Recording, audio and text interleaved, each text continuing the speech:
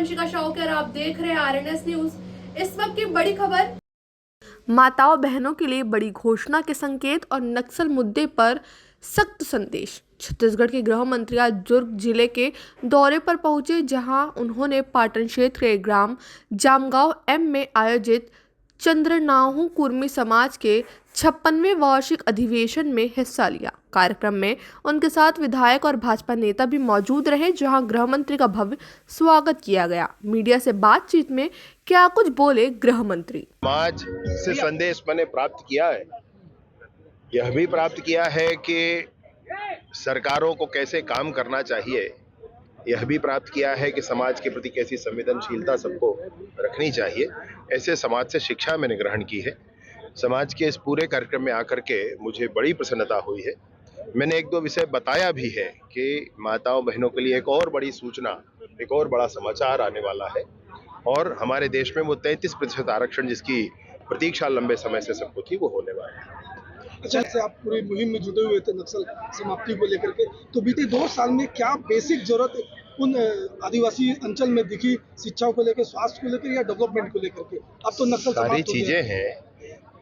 बस्तर के गांव में स्कूल, अस्पताल, आंगनबाड़ी, बिजली, पानी, सड़क, मोबाइल के टावर, उन्नत किस्म की बीज, सिंचाई की व्यवस्था कुछ नहीं थी। अभी सब कुछ करना है।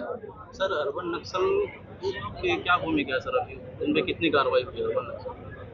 अब तक सरकार की एक ही बात थी और वो ये थी कि हथियार छोड़ दें, भारत का संविधान हाथ में रखें और भारत के संविधान के अनुरूप जो करना है वो करें।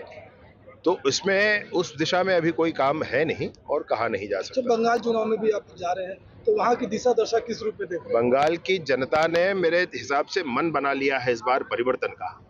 बंगाल में परिवर्तन होने वाला है। उन्होंने कहा कि सामाजिक कार्यक्रमों में शामिल होना उन्हें हमेशा से खुशी देता रहा है।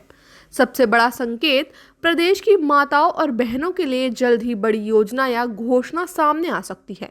महिला आरक्षण को लेकर भी उन्होंने सकारात्मक रुख दिखाया। नक्सल मुद्दे पर सख्त संदेश, गृह मंत्री ने कहा, पहले बस्तर के गांव में स्कूल, अस्पताल, बिजली और सड़क जैसी बुनियादी सुविधाएं नहीं थी, लेकिन अब सरकार तेजी से विकास कार्य कर रही है। अर्बन नक्सल पर साफ संदेश, हथियार छोड़कर संविधान के दायरे में आना ही एकमात्र रास्ता है।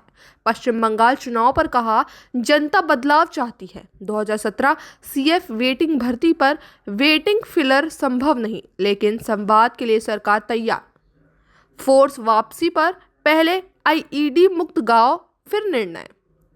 साथ ही नक्सलियों के बरामद 10 किलो सोने के उपयोग पर भी जल्द फैसला लिया जाएगा। कुल मिलाकर गृह मंत्री के इस दौरे में विकास, सुरक्षा और भविष्य की योजनाओं के साफ संकेत देखने को मिले।